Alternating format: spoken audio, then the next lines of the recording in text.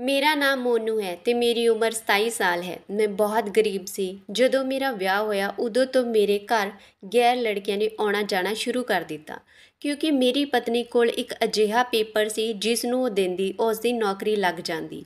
ਮੈਂ ਹੈਰਾਨ ਸੀ ਕਿਉਂਕਿ ਮੈਂ ਮਜ਼ਦੂਰ ਸੀ ਤੇ ਸਾਰਾ ਦਿਨ ਕੰਮ ਕਰਦਾ ਸੀ। ਮੇਰੀ ਪਤਨੀ ਨੇ ਮੇਰੀ ਨੌਕਰੀ ਨਹੀਂ ਲਗਵਾਈ ਸੀ। ਗੁੱਸੇ ਵਿੱਚ ਮੈਂ ਆਪਣੀ ਪਤਨੀ ਨੂੰ ਤਲਾਕ ਦੇਣ ਦਾ ਸੋਚ ਲਿਆ। ਇੱਕ ਰਾਤ ਜਦੋਂ ਮੈਂ ਤਲਾਕ ਦੇ ਪੇਪਰ ਅਲਮਾਰੀ 'ਚੋਂ ਕੱਢੇ ਤਾਂ ਉਸ ਕੋਲ ਰੱਖੀ ਇੱਕ ਫਾਈਲ ਨੂੰ ਦੇਖ ਕੇ ਤਾਂ ਮੇਰੇ ਹੋਸ਼ ਉੱਡ ਗਏ, ਕਿਉਂਕਿ ਉਹ ਮੇਰੀ ਪਤਨੀ ਤਾਂ ਬਹੁਤ ਵੱਡੀ। ਅੱਜ ਮੇਰਾ ਵਿਆਹ ਸੀ ਤੇ ਅਜਿਹਾ ਸੁਪਨਾ ਪੂਰਾ ਹੋਣ ਜਾ ਰਿਹਾ ਸੀ ਜੋ ਹਰ ਮਾਤਾ ਪਿਤਾ ਆਪਣੇ ਬੱਚਿਆਂ ਲਈ ਦੇਖਦੇ ਹਨ। ਉਹ ਲੜਕੀ ਮੇਰੀ ਜ਼ਿੰਦਗੀ 'ਚ ਆਉਣ ਵਾਲੀ ਸੀ ਜੋ ਮੇਰੀ ਪਤਨੀ ਬਣ ਗਈ ਸੀ। ਉਸ ਨੂੰ ਮੈਂ ਅੱਜ ਤੋਂ ਪਹਿਲਾਂ ਕਦੇ ਨਹੀਂ ਸੀ ਦੇਖਿਆ, ਕਿਉਂਕਿ ਸਾਡੇ ਗਰੀਬਾਂ ਦੀ ਅਜਿਹੀ ਕਿਸਮਤ ਕਿੱਥੇ ਜਿੱਥੇ ਪਹਿਲਾਂ ਲੜਕੀ ਦਿਖਾਈ ਜਾਵੇ ਤੇ ਫਿਰ ਸਾਡਾ ਵਿਆਹ ਹੋਵੇ। ਅਸੀਂ ਤਾਂ ਕਿਸਮਤ ਸਮਝ ਕੇ ਖੁਸ਼ ਹੋ ਜਾਂਦੇ ਹਾਂ। ਮੇਰਾ ਵਿਆਹ ਵੀ ਧੂਮ-ਧਾਮ ਨਾਲ ਤਾਂ ਨਹੀਂ ਹੋਇਆ ਸੀ, ਪਰ ਇੱਜ਼ਤ ਨਾਲ ਹੋਇਆ ਸੀ। ਪਤਾ ਨਹੀਂ ਉਹ ਲੜਕੀ ਦਿਸਣ ਵਿੱਚ ਕਿਹੋ ਜਿਹੀ ਹੋਵੇਗੀ। ਇਹ ਸਾਰੀਆਂ ਗੱਲਾਂ ਮੇਰੇ ਦਿਮਾਗ ਵਿੱਚ ਚੱਲ ਰਹੀਆਂ ਸੀ। ਮੈਂ ਦੋਸਤਾਂ ਨਾਲ ਬਾਹਰ ਬੈਠਾ ਹੋਇਆ ਸੀ। ਮੇਰੇ ਦੋਸਤ ਮੈਨੂੰ ਛੇੜ ਰਹੇ ਕਿ ਭਾਈ ਤੇਰੀ ਤਾਂ ਲੋਟਰੀ ਲੱਗ ਗਈ, ਤੇਰੀ ਪਤਨੀ ਤਾਂ ਬਹੁਤ ਸੁੰਦਰ ਆ। ਮੇਰੇ ਦਿਲ ਹੀ ਦਿਲ ਵਿੱਚ ਲੱਡੂ ਫੁੱਟ ਰਹੇ ਸੀ ਕਿ ਸੱਚਮੁੱਚ ਮੇਰੀ ਪਤਨੀ ਇੰਨੀ ਸੋਹਣੀ ਆ। ਐਨੇ 'ਚ ਮਾਂ ਨੇ ਮੈਨੂੰ ਆਵਾਜ਼ ਮਾਰੀ ਕਿ ਬੇਟਾ ਹੁਣ ਘਰ ਆ ਜਾਓ, ਬਹੂ ਤੇਰੀ ਉਡੀਕ ਕਰ ਰਹੀ ਆ। ਮੈਂ ਦੋਸਤਾਂ ਨੂੰ ਜਾਣ ਲਈ ਕਿਹਾ ਤੇ ਖੁਦ ਘਰ ਦੇ ਅੰਦਰ ਚਲਾ ਗਿਆ। ਕਮਰੇ 'ਚ ਗਿਆ ਤਾਂ ਘੁੱਡ ਕੱਢੀ ਬੈਠੀ ਸੀ। ਮੈਂ ਇੱਕ ਕਦਮ ਅੱਗੇ ਚੱਲਦਾ ਹੋਇਆ ਉਸ ਦੇ ਕੋਲ ਪਹੁੰਚਿਆ। ਤੇਜ਼ ਧੜਕਦੇ ਦਿਲ ਨਾਲ ਉਸ ਦਾ ਘੁੰਡ ਚੁੱਕਿਆ ਤਾਂ ਉਹ ਮੈਨੂੰ ਕਿਸੇ ਚੰਨ ਤੋਂ ਘੱਟ ਨਹੀਂ ਸੀ ਲੱਗ ਰਹੀ। ਜਿਵੇਂ ਮੇਰੇ ਦੋਸਤ ਆਖ ਰਹੇ ਸੀ, ਮੇਰੀ ਪਤਨੀ ਤਾਂ ਉਸ ਨਾਲੋਂ ਵੀ 2 ਗੁਣਾ ਜ਼ਿਆਦਾ ਸੋਹਣੀ ਸੀ। ਮੈਂ ਕਦੇ ਨਹੀਂ ਸੀ ਸੋਚਿਆ ਮੇਰੀ ਕਿਸਮਤ ਵੀ ਇੰਨੀ ਜ਼ਿਆਦਾ ਚੰਗੀ ਹੋ ਸਕਦੀ ਹੈ। ਮੈਂ ਇਹਨਾਂ ਖਿਆਲਾਂ ਵਿੱਚ ਗੁੰਮ ਸੀ ਕਿ ਅਚਾਨਕ ਮੇਰੀ ਨਜ਼ਰ ਮੇਰੀ ਪਤਨੀ ਦੇ ਹੱਥਾਂ 'ਤੇ ਪਈ। ਉਸ ਦੇ ਹੱਥਾਂ ਵਿੱਚ ਕੁਝ ਪੇਪਰ ਸਨ ਜਿਨ੍ਹਾਂ ਨੂੰ ਦੇਖ ਕੇ ਮੈਂ ਹੈਰਾਨ ਹੋ ਗਿਆ ਕਿ ਮੇਰੀ ਪਤਨੀ ਦੇ ਹੱਥ ਵਿੱਚ ਕੀ ਆ। ਮੈਂ ਆਪਣੀ ਪਤਨੀ ਤੋਂ ਪੁੱਛਿਆ ਤਾਂ ਉਹ ਆਖਣ ਲੱਗੀ ਕਿ ਇਹ ਉਹ ਕਾਗਜ਼ ਹਨ ਜੋ ਮੇਰੀ ਮਾਂ ਨੇ ਮੈਨੂੰ ਬਚਪਨ ਵਿੱਚ ਦਿੱਤੇ ਸੀ ਤੇ ਇਹ ਮੇਰੀ ਮਰੀ ਹੋਈ ਮਾਂ ਦੀ ਆਖਰੀ ਨਿਸ਼ਾਨੀ ਆ ਜੋ ਮੇਰੇ ਕੋਲ ਆ। ਫਿਰ ਮੈਂ ਗੱਲ ਬਦਲ ਦਿੱਤੀ, ਕਿਉਂਕਿ ਮੈਂ ਨਹੀਂ ਚਾਹੁੰਦਾ ਸੀ ਕਿ ਮੇਰੀ ਪਤਨੀ ਨੂੰ ਇਹ ਲੱਗੇ ਕਿ ਮੈਂ ਸ਼ੱਕੀ ਕਿਸਮ ਦਾ ਬੰਦਾ ਹਾਂ। ਉਂਝ ਵੀ ਇਹ ਮੇਰੇ ਵਿਆਹ ਦੀ ਪਹਿਲੀ ਰਾਤ ਸੀ। ਸਵੇਰ ਹੋਈ ਤਾਂ ਮੈਂ ਰੋਜ਼ਾਨਾ ਵਾਂਗ ਕੰਮ 'ਤੇ ਚਲਾ ਗਿਆ, ਕਿਉਂਕਿ ਗਰੀਬ ਜੇ ਇੱਕ ਦਿਨ ਵੀ ਕੰਮ 'ਤੇ ਨਾ ਜਾਵੇ ਤਾਂ ਉਸ ਲਈ 2 ਵਕਤ ਦੀ ਰੋਟੀ ਖਾਣਾ ਮੁਸ਼ਕਿਲ ਹੋ ਜਾਂਦਾ ਹੈ। ਮੈਂ ਸ਼ਾਮ ਨੂੰ ਜਿਵੇਂ ਹੀ ਘਰ ਆਇਆ ਤਾਂ ਘਰ ਵਿੱਚ ਮੈਨੂੰ ਅਜੀਬ ਜਿਹਾ ਮਾਹੌਲ ਮਹਿਸੂਸ ਹੋਇਆ।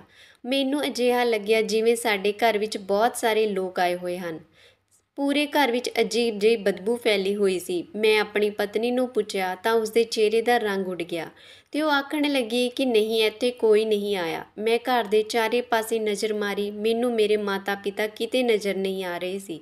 ਮੈਂ ਆਪਣੀ ਪਤਨੀ ਨੂੰ ਪੁੱਛਿਆ ਤਾਂ ਉਹ ਆਖਣ ਲੱਗੀ ਕਿ ਤੁਹਾਡੇ ਜਾਣ ਤੋਂ 2 ਘੰਟੇ ਬਾਅਦ ਉਹ ਦੂਜੇ ਸ਼ਹਿਰ ਚਲੇ ਗਏ ਤੇ ਮੈਨੂੰ ਜਾਂਦੇ ਹੋਏ ਆਖ ਗਏ ਕਿ ਜਦੋਂ ਤੁਸੀਂ ਕੰਮ ਤੋਂ ਵਾਪਸ ਆਏ ਤਾਂ ਤੁਹਾਨੂੰ ਦੱਸ ਦੇਵਾਂ ਕਿ ਤੁਹਾਡੀ ਦਾਦੀ ਦੀ ਤਬੀਅਤ ਅਚਾਨਕ ਖਰਾਬ ਹੋ ਗਈ ਹੈ, ਇਸ ਲਈ ਉਹਨਾਂ ਨੂੰ ਜਾਣਾ ਪਿਆ। ਮੈਂ ਹੱਥ ਮੂੰਹ ਧੋਤਾ, ਪਤਨੀ ਨੇ ਖਾਣਾ ਲਗਾਇਆ। ਖਾਣਾ ਖਾਣ ਤੋਂ ਬਾਅਦ ਅਸੀਂ ਸੌਂ ਗਏ। ਸੌਂਦੇ ਸਮੇਂ ਵੀ ਮੇਰੇ ਦਿਮਾਗ ਵਿੱਚ ਉਹੀ ਸਭ ਘੁੰਮ ਰਿਹਾ ਸੀ, ਪਰ ਮੈਂ ਇਸ ਗੱਲ ਨੂੰ ਆਪਣੇ ਦਿਮਾਗ 'ਤੇ ਜ਼ਿਆਦਾ ਸਵਾਰ ਨਹੀਂ ਹੋਣ ਦਿੱਤਾ, ਕਿਉਂਕਿ ਮੇਰੀ ਪਤਨੀ ਦਾ ਵਿਵਹਾਰ ਮੇਰੇ ਨਾਲ ਬਹੁਤ ਚੰਗਾ ਸੀ ਤੇ ਮੈਂ ਸ਼ੱਕ ਕਰਦਾ ਵੀ ਤਾਂ ਕਿਵੇਂ। ਮੇਰੇ ਕੋਲ ਕੋਈ ਸਬੂਤ ਤਾਂ ਨਹੀਂ ਸੀ। ਸਵੇਰ ਹੋਈ ਤੇ ਮੈਂ ਕੰਮ 'ਤੇ ਜਾਣ ਲਈ ਘਰੋਂ ਨਿਕਲਿਆ ਤਾਂ ਨਾਲ ਵਾਲੀ ਗੁਆਂਢਣ ਮੈਨੂੰ ਅਜੀਬ ਜਿਹੀਆਂ ਨਜ਼ਰਾਂ ਨਾਲ ਦੇਖ ਰਹੀ ਸੀ। ਮੈਂ ਉਸ ਵੱਲ ਜ਼ਿਆਦਾ ਧਿਆਨ ਨਾ ਦਿੱਤਾ ਤੇ ਅੱਗੇ ਵੱਧ ਗਿਆ। ਜਿਵੇਂ ਹੀ ਮੈਂ ਗਲੀ ਵਿੱਚ ਮੁੜਿਆ, ਉੱਥੇ ਮੁਹੱਲੇ ਦੀ ਔਰਤ ਮੈਨੂੰ ਅਜੀਬ ਨਜ਼ਰਾਂ ਨਾਲ ਦੇਖਣ ਲੱਗੀ, ਜਿਵੇਂ ਮੈਂ ਕੋਈ ਵੱਡਾ ਪਾਪ ਕੀਤਾ ਹੋਵੇ। ਮੈਨੂੰ ਸਮਝ ਨਹੀਂ ਆ ਰਿਹਾ ਸੀ ਕਿ ਕੀ ਹੋ ਰਿਹਾ ਹੈ, ਕਿਉਂਕਿ ਅੱਜ ਤੋਂ ਪਹਿਲਾਂ ਮੇਰੇ ਨਾਲ ਅਜਿਹਾ ਕਦੇ ਨਹੀਂ ਸੀ ਹੋਇਆ। ਮੈਂ ਤੇਜ਼ ਤੁਰਦਾ ਕੰਮ 'ਤੇ ਚਲਾ ਗਿਆ, ਕਿਉਂਕਿ ਪਹਿਲਾਂ ਹੀ ਕਾਫੀ ਦੇਰ ਹੋ ਚੁੱਕੀ ਸੀ। ਸਾਰਾ ਦਿਨ ਕੰਮ ਤੋਂ ਥੱਕਿਆ ਹਾਰਿਆ ਘਰ ਆਇਆ ਤੇ ਬੈੱਡ 'ਤੇ ਆ ਕੇ ਪੈ ਗਿਆ। ਮੇਰੀ ਪਤਨੀ ਸਾਹਮਣੇ ਬੈਠੀ ਸੀ ਤੇ ਉਸ ਨੂੰ ਮੇਰੇ ਆਉਣ ਦੀ ਖਬਰ ਨਹੀਂ ਸੀ ਹੋਈ ਕਿ ਮੈਂ ਘਰ ਆ ਗਿਆ ਹਾਂ। ਉਹ ਉਹੀ ਕਾਗਜ਼ ਹੱਥ 'ਚ ਫੜੀ ਕਿਸੇ ਡੂੰਘੀ ਸੋਚ ਵਿੱਚ ਡੁੱਬੀ ਹੋਈ ਸੀ ਜੋ ਵਿਆਹ ਦੀ ਪਹਿਲੀ ਰਾਤ ਉਸਦੇ ਹੱਥ ਵਿੱਚ ਸੀ। ਮੈਂ ਉਸ ਨੂੰ 1-2 ਆਵਾਜ਼ਾਂ ਦਿੱਤੀਆਂ, ਪਰ ਮੇਰੀਆਂ ਗੱਲਾਂ ਦਾ ਉਸ 'ਤੇ ਕੋਈ ਅਸਰ ਨਾ ਹੋਇਆ। ਤਾਂ ਮੈਂ ਉਸ ਨੂੰ ਮੋਢੇ ਤੋਂ ਫੜ ਕੇ ਝੰਜੋੜਿਆ ਤਾਂ ਉਹ ਇੱਕਦਮ ਚੌਂਕ ਕੇ ਖੜੀ ਹੋ ਗਈ ਤੇ ਆਖਣ ਲੱਗੀ ਕਿ ਤੁਸੀਂ ਕਦੋਂ ਆਏ। ਉਸ ਦਾ ਚਿਹਰਾ ਦੁੱਖ 'ਤੇ ਪੂਰੀ ਤਰ੍ਹਾਂ ਡੁੱਬਿਆ ਹੋਇਆ ਸੀ। ਮੈਨੂੰ ਦੇਖ ਰਹੀ ਸੀ ਜਿਵੇਂ ਉਸਨੇ ਪਹਿਲੀ ਵਾਰ ਮੈਨੂੰ ਦੇਖਿਆ ਹੋਵੇ। ਦੋਵੇਂ ਮੋਢਿਆਂ ਤੋਂ ਫੜ ਕੇ ਮੈਂ ਉਸ ਨੂੰ ਮੰਜੇ 'ਤੇ ਬਿਠਾਇਆ ਤੇ ਪੁੱਛਿਆ ਕਿ ਕੋਈ ਪਰੇਸ਼ਾਨੀ ਆ ਤਾਂ ਮੈਨੂੰ ਦੱਸ।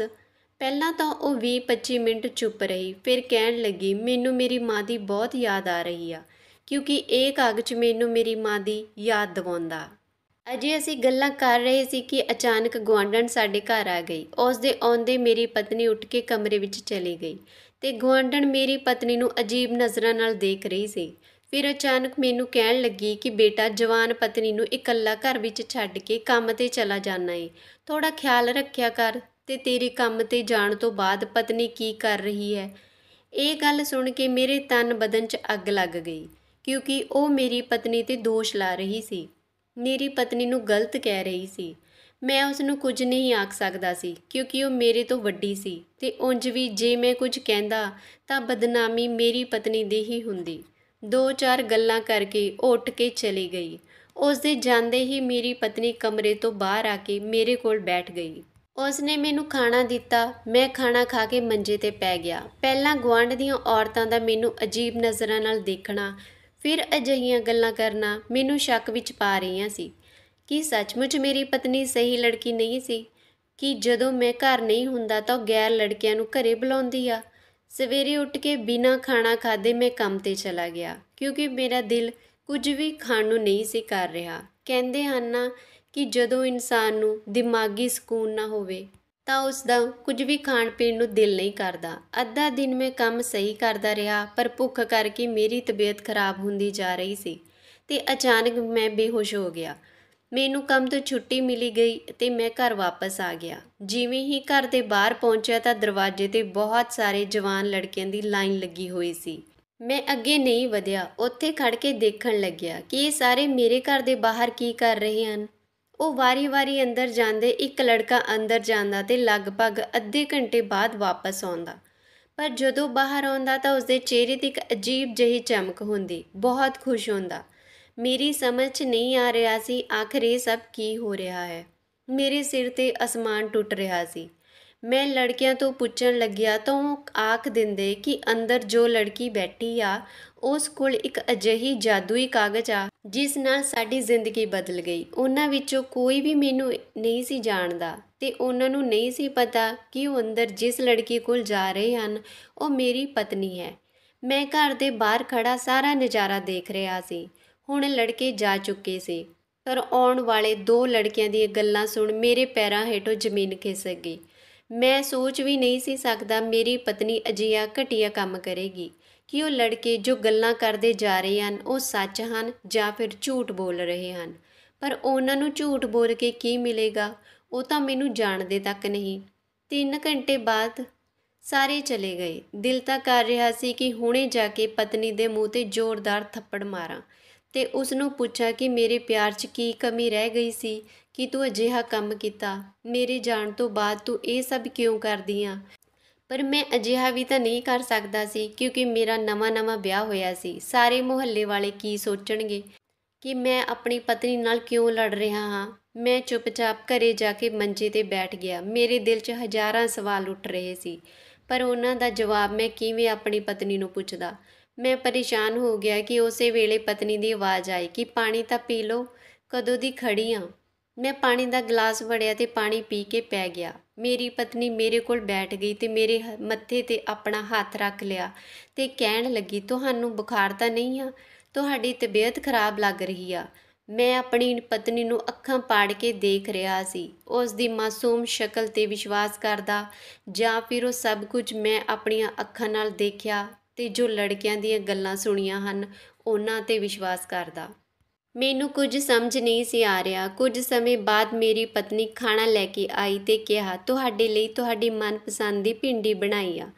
ਮੈਂ ਰੁੱਖੇ ਅੰਦਾਜ਼ ਵਿੱਚ ਕਿਹਾ, ਮੈਨੂੰ ਭੁੱਖ ਨਹੀਂ, ਮੇਰਾ ਦਿਲ ਨਹੀਂ ਕਰਦਾ ਕੁਝ ਖਾਣ ਨੂੰ। ਮੇਰੇ ਇੰਨੇ ਕਹਿਣ 'ਤੇ ਜ਼ਬਰਦਸਤੀ ਮੈਨੂੰ ਆਪਣੇ ਹੱਥਾਂ ਨਾਲ ਖਵਾਉਣ ਲੱਗੀ ਤੇ ਆਖਣ ਲੱਗੀ ਕਿ ਐਂ ਕਿਵੇਂ ਨਹੀਂ ਖਾਓਗੇ? ਤੁਸੀਂ ਆਪਣੀ ਸਿਹਤ ਦਾ ਤਾਂ ਖਿਆਲ ਰੱਖੋ, ਸਾਰਾ ਦਿਨ ਕੰਮ ਕਰਦੇ ਹੋ ਤੇ ਫਿਰ ਖਾਣਾ ਨਹੀਂ ਖਾਓਗੇ ਤਾਂ ਬਿਮਾਰ ਹੋ ਜਾਓਗੇ।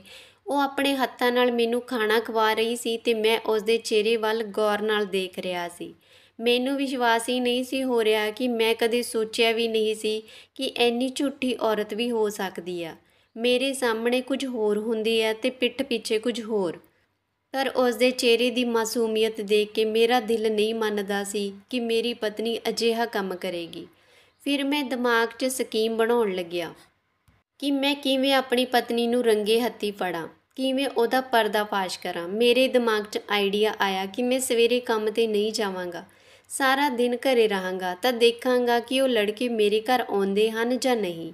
ਸਵੇਰੇ ਮੇਰੀ ਪਤਨੀ ਪੂਜਾ ਕਰਨ ਲੱਗੀ ਤੇ ਜਿਵੇਂ ਹੀ ਉਹ ਪੂਜਾ ਕਰਕੇ ਹਟੀ ਤਾਂ ਮੈਂ ਅੱਖਾਂ ਬੰਦ ਕਰ ਲਈਆਂ ਤੇ ਸੌਣ ਦਾ ਨਾਟਕ ਕਰਨ ਲੱਗਿਆ। ਮੇਰੇ ਕੋਲ ਆ ਕੇ ਉਸਨੇ ਮੈਨੂੰ ਨਾਸ਼ਤਾ ਕਰਕੇ ਕੰਮ 'ਤੇ ਜਾਣ ਲਈ ਕਿਹਾ।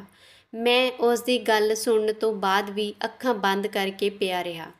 ਉਸ ਦੇ 2-3 ਵਾਰ ਆਵਾਜ਼ ਦੇਣ 'ਤੇ ਵੀ ਮੈਂ ਨਾ ਉੱਠਿਆ ਤਾਂ ਉਹ ਮੇਰੇ ਕੋਲ ਆਈ ਤੇ ਉਸਨੇ ਮੇਰਾ ਹੱਥ ਫੜ ਕੇ ਹਿਲਾਇਆ, ਉਠਾਉਣ ਲੱਗੀ।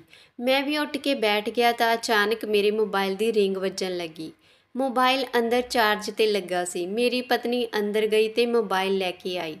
ਮੈਂ ਸਕਰੀਨ 'ਤੇ ਨੰਬਰ ਦੇਖਿਆ ਤਾਂ ਉਹ ਮੇਰੇ ਪਿਤਾ ਜੀ ਦਾ ਸੀ।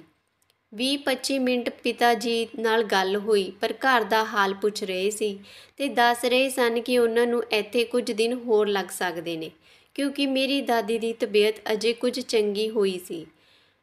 ਜਿਵੇਂ ਹੀ ਗੱਲ ਬੰਦ ਹੋਈ ਤਾਂ ਮੇਰੀ ਪਤਨੀ ਨੇ ਨਾਸ਼ਤਾ ਮੇਰੇ ਸਾਹਮਣੇ ਲਿਆ ਕੇ ਰੱਖ ਦਿੱਤਾ ਤੇ ਆਖਣ ਲੱਗੀ, ਜਲਦੀ ਨਾਸ਼ਤਾ ਕਰੋ ਤੇ ਕੰਮ 'ਤੇ ਜਾਓ। ਮੈਂ ਉੱਠ ਕੇ ਵਾਸ਼ਰੂਮ ਗਿਆ ਤੇ ਹੱਥ ਮੂੰਹ ਧੋਣ ਤੋਂ ਬਾਅਦ ਮੰਜੇ 'ਤੇ ਬੈਠ ਗਿਆ ਤੇ ਆਪਣੀ ਪਤਨੀ ਨੂੰ ਕਿਹਾ ਕਿ ਅੱਜ ਮੈਂ ਕੰਮ 'ਤੇ ਨਹੀਂ ਜਾਵਾਂਗਾ, ਅੱਜ ਛੁੱਟੀ ਕੀਤੀ ਆ। ਮੇਰੇ ਇੰਨਾ ਕਹਿਣ 'ਤੇ ਮੇਰੀ ਪਤਨੀ ਦੇ ਚਿਹਰੇ ਦਾ ਰੰਗ ਉੱਡ ਗਿਆ, ਪਰੇਸ਼ਾਨ ਹੋ ਗਈ। ਉਹ ਆਖਣ ਲੱਗੀ ਕਿ ਤੁਸੀਂ ਕੰਮ 'ਤੇ ਕਿਉਂ ਨਹੀਂ ਜਾਣਾ? ਤਾਂ ਮੈਂ ਕਿਹਾ ਕਿ ਅੱਜ ਅਸੀਂ ਬਾਜ਼ਾਰ ਜਾ ਕੇ ਕੁਝ ਸਮਾਨ ਖਰੀਦ ਕੇ ਲਿਆਉਂਦੇ ਹਾਂ, ਦੀਵਾਲੀ ਵੀ ਆਉਣ ਵਾਲੀ ਆ। ਮੇਰੀ ਗੱਲ ਸੁਣ ਉਹ ਆਖਣ ਲੱਗੀ ਕਿ ਦੀਵਾਲੀ ਤਾਂ ਹਜੇ ਬਹੁਤ ਦਿਨ ਹਨ, ਤੁਸੀਂ ਕੰਮ 'ਤੇ ਜਾਓ। ਅਸੀਂ ਗਰੀਬ ਲੋਕ ਇੱਕ ਦਿਨ ਨਹੀਂ ਕਮਾਵਾਂਗੇ ਤਾਂ ਖਾਵਾਂਗੇ ਕਿੱਥੋਂ? ਜਿਵੇਂ ਤਿਵੇਂ ਕਰਕੇ ਉਸਨੇ ਮੈਨੂੰ ਕੰਮ 'ਤੇ ਜਾਣ ਲਈ ਮਜਬੂਰ ਕਰ ਦਿੱਤਾ। ਹੁਣ ਤਾਂ ਮੇਰਾ ਸ਼ੱਕ ਵਿਸ਼ਵਾਸ ਵਿੱਚ ਬਦਲ ਗਿਆ ਸੀ ਕਿ ਮੈਂ ਕੰਮ 'ਤੇ ਜਾਣ ਨੂੰ ਤਿਆਰ ਹੋ ਗਿਆ ਤਾਂ ਮੈਂ ਦੇਖਿਆ ਕਿ ਪਤਨੀ ਦੇ ਚਿਹਰੇ ਦੀ ਪਰੇਸ਼ਾਨੀ ਵੀ ਖਤਮ ਹੋ ਚੁੱਕੀ ਸੀ ਤੇ ਉਹ ਨੋਰਮਲ ਹੋ ਚੁੱਕੀ ਸੀ। ਮੈਂ ਘਰੋਂ ਬਾਹਰ ਨਿਕਲਣ ਲੱਗਿਆ ਤਾਂ ਮੈਂ ਪਿੱਛੇ ਮੁੜ ਕੇ ਦੇਖਿਆ ਤਾਂ ਮੇਰੀ ਪਤਨੀ ਉਹ ਕਾਗਜ਼ ਚੁੱਕੀ ਖੜੀ ਸੀ, ਉਸ ਨੂੰ ਚੁੰਮ ਰਹੀ ਸੀ। ਮੈਂ ਦਿਲ ਵਿੱਚ ਠਾਣ ਲਿਆ ਸੀ ਕਿ ਕੰਮ ਤੋਂ ਵਾਪਸ ਆ ਕੇ ਆਪਣੀ ਪਤਨੀ 'ਤੇ ਹਰ ਸਵਾਲ ਦਾ ਜਵਾਬ ਪੁੱਛਾਂਗਾ ਜੋ ਪਿਛਲੇ ਕਈ ਦਿਨਾਂ ਤੋਂ ਦਿਮਾਗ ਵਿੱਚ ਘੁੰਮ ਰਹੇ ਹਨ। ਅਜੇ ਮੈਂ ਗਲੀ ਵਿੱਚ ਜਾ ਰਿਹਾ ਸੀ, ਇੱਕ ਨੌਜਵਾਨ ਮੁੰਡਾ ਉੱਚੀ ਆਵਾਜ਼ 'ਚ ਇਹ ਕਹਿੰਦਾ ਹੋਇਆ ਆ ਰਿਹਾ ਸੀ ਕਿ ਯਾਰ ਕੱਲ੍ਹ ਵੀ ਮੈਂ ਲੇਟ ਆਇਆ ਸੀ ਤੇ ਲਾਈਨ ਸਾਰਿਆਂ ਤੋਂ ਪਿੱਛੇ ਸੀ। ਕੱਲ੍ਹ ਮੇਰਾ ਨੰਬਰ ਨਹੀਂ ਲੱਗਿਆ ਸੀ, ਅੱਜ ਮੈਂ ਸਾਰਿਆਂ ਤੋਂ ਪਹਿਲਾਂ ਪਹੁੰਚ ਜਾਂਦਾ ਹਾਂ ਤਾਂ ਕਿ ਸਭ ਤੋਂ ਪਹਿਲਾਂ ਨੰਬਰ ਮੇਰਾ ਲੱਗੇ। ਉਂਝ ਵੀ ਅੰਦਰ ਤਾਂ 30 ਮਿੰਟ ਦਾ ਕੰਮ ਹੁੰਦਾ, ਸਾਰਿਆਂ ਤੋਂ ਪਹਿਲਾਂ ਕਰਾਂਗਾ। ਉਹ ਲੜਕਾ ਫੋਨ 'ਤੇ ਗੱਲਾਂ ਕਰਦਾ ਮੇਰੇ ਅੱਗੋਂ ਲੰਘ ਗਿਆ ਤੇ ਮੇਰੇ ਘਰ ਦੇ ਦਰਵਾਜ਼ੇ ਦੇ ਸਾਹਮਣੇ ਖੜਾ ਹੋ ਗਿਆ। ਉਸ ਦੀਆਂ ਗੱਲਾਂ ਸੁਣ ਕੇ ਮੇਰੇ ਕਦਮ ਬੇਜਾਨ ਹੋ ਗਏ। ਮੈਂ ਕਦੇ ਜ਼ਿੰਦਗੀ 'ਚ ਨਹੀਂ ਸੋਚਿਆ ਸੀ ਕਿ ਮੇਰੀ ਪਤਨੀ ਮੈਨੂੰ ਕੰਮ 'ਤੇ ਭੇਜ ਕੇ ਪਿੱਛੋਂ ਗੈਰ ਮਰਦਾਂ ਨਾਲ ਅਜਿਹਾ ਕੰਮ ਕਰਦੀ ਹੋਵੇਗੀ। ਮੈਨੂੰ ਆਪਣੀ ਪਤਨੀ 'ਤੇ ਗੁੱਸਾ ਆ ਰਿਹਾ ਸੀ। ਦਿਲ ਤਾਂ ਕਰ ਰਿਹਾ ਸੀ ਕਿ ਹੁਣੇ ਆਪਣੀ ਪਤਨੀ ਨੂੰ ਧੱਕੇ ਮਾਰ ਕੇ ਘਰੋਂ ਬਾਹਰ ਕੱਢ ਦਿਆਂ, ਪਰ ਮੈਂ ਉਸ ਨੂੰ ਰੰਗੇ ਹੱਥੀਂ ਫੜਨਾ ਚਾਹੁੰਦਾ ਸੀ। ਮੈਂ ਵਾਪਸ ਮੁੜ ਕੇ ਘਰ ਦੇ ਸਾਹਮਣੇ ਦੁਕਾਨ 'ਤੇ ਬੈਠ ਗਿਆ। ਦੁਕਾਨ ਵਾਲਾ ਮੇਰਾ ਬਚਪਨ ਦਾ ਦੋਸਤ ਸੀ, ਇਸ ਲਈ ਮੈਂ ਸਾਰੀ ਗੱਲ ਉਸ ਨੂੰ ਦੱਸ ਦਿੱਤੀ। ਅਸੀਂ ਦੇਖਿਆ ਕਿ ਥੋੜ੍ਹੇ ਚਿਰ ਵਿੱਚ ਮੇਰੇ ਘਰ ਦੇ ਬਾਹਰ ਲੰਬੀ ਲਾਈਨ ਲੱਗ ਗਈ ਤੇ ਜੋ ਲੜਕਾ ਅੰਦਰ ਜਾਂਦਾ 30 ਮਿੰਟਾਂ ਬਾਅਦ ਬਾਹਰ ਆਉਂਦਾ ਤਾਂ ਉਸ ਦੇ ਚਿਹਰੇ 'ਤੇ ਅਜੀਬ ਜਿਹੀ ਖੁਸ਼ੀ ਹੁੰਦੀ। ਇਹ ਸਾਰਾ ਕੁਝ ਦੇਖਣ ਤੋਂ ਬਾਅਦ ਮੇਰੇ ਦੋਸਤ ਨੇ ਮੈਨੂੰ ਇਹੀ ਸਲਾਹ ਦਿੱਤੀ ਕਿ ਆਪਣੀ ਪਤਨੀ ਨੂੰ ਤਲਾਕ ਦੇ ਦੇ। ਤਲਾਕ ਦੇ ਕੇ ਮੁਕਤ ਕਰ। ਅਜਿਹੀ ਪਤਨੀ ਤੋਂ ਤਾਂ ਚੰਗਾ ਹੈ ਕਿ ਬੰਦਾ ਵਿਆਹ ਹੀ ਨਾ ਕਰੇ ਜੋ ਆਪਣੇ ਪਤੀ ਦੇ ਪਿੱਛੇ ਇਹ ਸਭ ਕੰਮ ਕਰਦੀ ਆ। ਮੇਰੇ ਦੋਸਤ ਦੀਆਂ ਗੱਲਾਂ ਨੇ ਮੈਨੂੰ ਹੋਰ ਗੁੱਸਾ ਦਿਵਾਇਆ ਤੇ ਮੈਂ ਸੋਚ ਲਿਆ ਕਿ ਤਲਾਕ ਦੇ ਕੇ ਰਹਾਂਗਾ, ਪਰ ਅੱਜ ਐਤਵਾਰ ਸੀ, ਇਸ ਲਈ ਕੋਰਟ ਬੰਦ ਸੀ। ਮੈਂ ਸਾਰਾ ਦਿਨ ਦੁਕਾਨ 'ਤੇ ਬੈਠਾ ਰਿਹਾ ਤੇ ਸ਼ਾਮ ਨੂੰ ਘਰ ਚਲਾ ਗਿਆ। ਇਹ ਆ ਕੇ ਬਾਹਰੋਂ ਖਾਣਾ ਖਾ ਕੇ ਆਇਆ ਹਾਂ ਤੇ ਬਹੁਤ ਥੱਕਿਆ ਹੋਇਆ, ਸੌਂ ਗਿਆ। ਸਵੇਰੇ ਮੈਂ ਬਿਨਾਂ ਨਾਸ਼ਤਾ ਕੀਤੇ ਕੰਮ 'ਤੇ ਜਾਣ ਲੱਗਾ, ਆ ਕੇ ਘਰੋਂ ਨਿਕਲ ਆਇਆ ਪਰ ਕੰਮ 'ਤੇ ਨਹੀਂ ਗਿਆ ਤੇ ਵਕੀਲ ਕੋਲ ਤਲਾਕ ਦੇ ਪੇਪਰ ਬਣਵਾਉਣ ਚਲਾ ਗਿਆ। ਵਕੀਲ ਕੋਲ ਬਹੁਤ ਭੀੜ ਸੀ, ਮੈਨੂੰ ਉੱਥੇ ਬੈਠ ਕੇ ਸ਼ਾਮ ਹੋ ਗਈ ਪਰ ਮੇਰਾ ਕੰਮ ਹੋ ਗਿਆ ਸੀ। ਮੈਂ ਉਹ ਪੇਪਰ ਆਪਣੀ ਜੇਬ ਵਿੱਚ ਪਾਏ ਤੇ ਘਰ ਆ ਗਿਆ। ਪਤਨੀ ਨੇ ਮੈਨੂੰ ਖਾਣਾ ਲਿਆ ਕੇ ਦਿੱਤਾ ਤੇ ਬੈਠੇ ਪੁੱਛਣ ਲੱਗੀ ਕਿ ਅੱਜ ਕੱਲ੍ਹ ਤੁਸੀਂ ਚੁੱਪ ਰਹਿੰਦੇ ਹੋ, ਸਭ ਠੀਕ ਤਾਂ ਹੈ? ਆਉਂਦੇ ਹੀ ਛੇਤੀ ਹੋ ਸੋ ਜਾਂਦੇ ਹੋ। ਮੈਂ ਉਹ ਸੋਚਣ ਲੱਗਿਆ ਕਿ ਮੇਰੀ ਪਤਨੀ ਨੂੰ ਭੋਰਾ ਵੀ ਸ਼ਰਮ ਨਹੀਂ ਆਉਂਦੀ, ਮੇਰੇ ਸਾਹਮਣੇ ਖੁਦ ਨੂੰ ਇੰਨਾ ਮਾਸੂਮ ਦਿਖਾਉਂਦੀ ਆ ਤੇ ਅਜਿਹਾ ਦਿਖਾਉਂਦੀ ਆ ਕਿ ਜਿਵੇਂ ਮੇਰੀ ਬਾਲੀ ਫਿਕਰ ਕਰਦੀ ਹੋਵੇ। ਪਤਨੀ ਨੂੰ ਜਵਾਬ 'ਚ ਮੈਂ ਸਿਰਫ ਇੰਨਾ ਕਿਹਾ ਕਿ ਅੱਜ ਕੱਲ੍ਹ ਕੰਮ ਬਹੁਤ ਜ਼ਿਆਦਾ ਹੁੰਦਾ, ਇਸ ਲਈ ਥੱਕ ਜਾਂਦਾ ਤੇ ਪੈਂਦੇ ਹੀ ਨੀਂਦ ਆ ਜਾਂਦੀ ਆ। ਕੁਝ ਦੇਰ ਬਾਅਦ ਪਤਨੀ ਸੋ ਗਈ ਤੇ ਮੈਂ ਪਿਆ ਆਸਮਾਨ 'ਚ ਚਮਕਦੇ ਤਾਰਿਆਂ ਵੱਲ ਦੇਖਦਾ ਰਿਹਾ। ਮੈਂ ਆਪਣੀ ਜੇਬ ਵਿੱਚੋਂ ਤਲਾਕ ਦੇ ਪੇਪਰ ਕੱਢ ਕੇ ਦੇਖਣ ਲੱਗਿਆ। ਕਦੇ ਤਲਾਕ ਦੇ ਪੇਪਰ ਦੇਖਦਾ ਤੇ ਕਦੇ ਪਤਨੀ ਦੇ ਚਿਹਰੇ ਨੂੰ ਦੇਖਦਾ।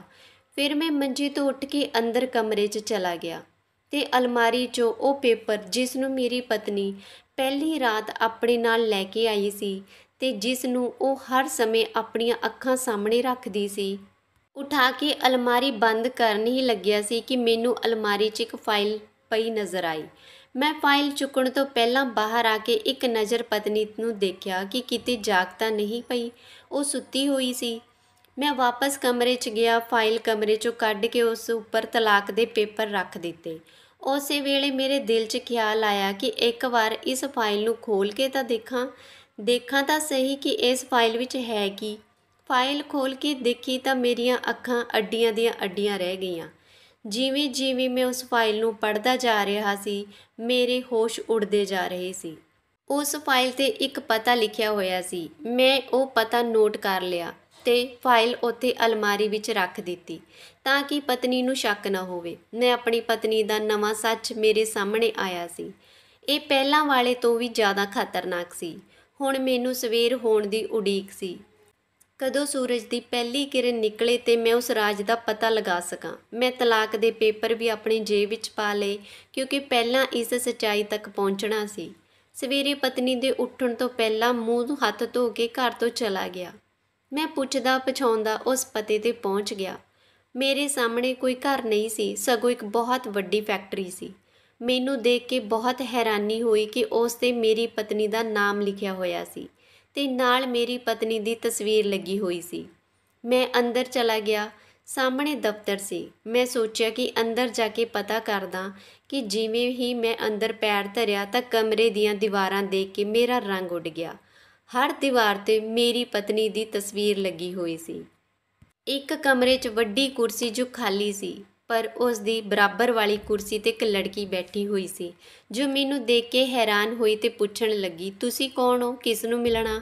ਮੈਂ ਉਸ ਤੋਂ ਦੀਵਾਰਾਂ 'ਤੇ ਲੱਗੀਆਂ ਤਸਵੀਰਾਂ ਬਾਰੇ ਪੁੱਛਿਆ ਤਾਂ ਉਹ ਆਖਣ ਲੱਗੀ ਕਿ ਇਹ ਸਾਡੀ ਮਾਲਕਣ ਦੀਆਂ ਤਸਵੀਰਾਂ ਹਨ ਜੋ ਫੈਕਟਰੀ ਦੀ ਮਾਲਕਣ ਹੈ।